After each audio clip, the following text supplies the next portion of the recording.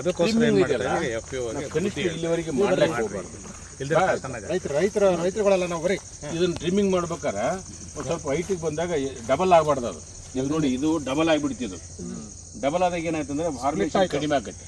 ಅದಕ್ಕೆ ನಾವು ಕತ್ತರಿಸ್ಬೇಕಲ್ಲ, ಹಿಂಗೆ ಕತ್ತರಿಸ್ಬೇಕು. ಅಂದರೆ ಹಿಂಗೆ ಕತ್ತರಿಸ್ಬಿಟ್ರೆ ಮಳೆ ನೀರು ಬಂದು ಕೆಳಗೆ ಬೀಳ್ಬೇಕದು, ಒಳಗಡೆ ಹೋಗೋದು. ಮಳೆ ನೀರು ಇಲ್ಲೈತಲ್ಲ ಇಷ್ಟು ನೀರಿಡಿಬಾರ್ದು ಇಷ್ಟು ಬಿಟ್ಟು ಕತ್ತರಿಸ್ಬಿಟ್ಟು ಅದಕ್ಕೊಂದು ಸಗಣಿನೋ ಏನೋ ಮೆತ್ತಿ ಬಿಡ್ಬೇಕು ಅಷ್ಟೇ. ಅದೇ ಮಳೆ ಮೇಲಾಗ್ತಾರೆ ಅಂದರೆ ಅದರ ಯಾವುದು ಹುಳ ಪುಡಿ ಅಥವಾ ಏನು ಫಂಗಸ್ ಹಿಂಗಸ್ ಹೋಗೋದಿಲ್ಲ.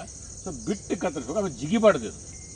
ಆಮೇಲೆ ಇದು ಮರ ಏನಾದ್ರೆ ತೂತು ಬಿತ್ತಪ್ಪ ಅಂದರೆ ಅದನ್ನು ಸಗಣಿಲೋ ಇದೆಲ್ಲ ಮೆತ್ತಿ ಬಿಡ್ಬೇಕು. ಇಲ್ಲಾಂದರೆ ಅದು ಒಳಗಡೆ ಹುಳ ಒಕ್ಕೊಂಡ್ಬಿಡ್ತಾರೆ. ಈ ಹುಳ ಏನೋ ಈಗ ಇದು ಕಣ್ಣು ಬಿತ್ತಂತಿಕೋ, ಇದೇನು ತಿಂತದೆ ಹುಳ? ಒಳಗಡೆ ಇದ್ರಾಗ ಏನು ತಿಂತೈತೆ? ಚೇವ್ ತಿಂತೈತೆ ಅದು. ನೋಡಿ ಹೆಂಗಿದೆ ದೇವ್ರು ಹೆಂಗೆ ಮಾಡಿದೆ. ಇದು ತಿನ್ನಲ್ಲ ಮಗಂದ, ಅದು ಒಳಗೆ ಚೇವ್ ತಿಂತೈತೆ ಅದು. ಸೊ ಹಾಗಾಗಿ ಯಾವುದೇ ತೂತು ಗೀತಿ ಏನೋ ಬಿದ್ದಾಗ ನೀರು ಒಳಗೆ ಹೋಗ್ಲಾರ್ದಂಗೆ ನಾವು ನೋಡ್ತೀವಿ.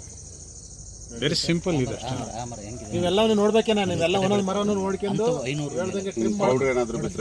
ಒಂದು ಬನ್ನಿಲಿ ಒಂದು ಈಗ ಅವ್ರು ಹೇಳಿದ ಒಳ್ಳೇದಾಯ್ತು. ಟ್ರಿಮ್ ಮಾಡೋದೈತಂದ್ರೆ ಇದನ್ನ ಮತ್ತೆ ಮೌಲ್ಯವರ್ಧನೆ, ಇದನ್ನ ಮತ್ತೆ ನೀವು ಕಟ್ ಮಾಡಿ ಬಟಲ್ ಮಾಡಿಬಿಟ್ಟು ಸೇಲ್ ಮಾಡೋದು.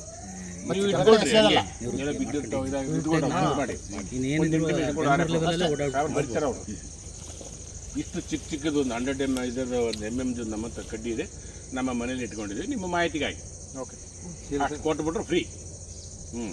ನಾವು ಇನ್ನೂ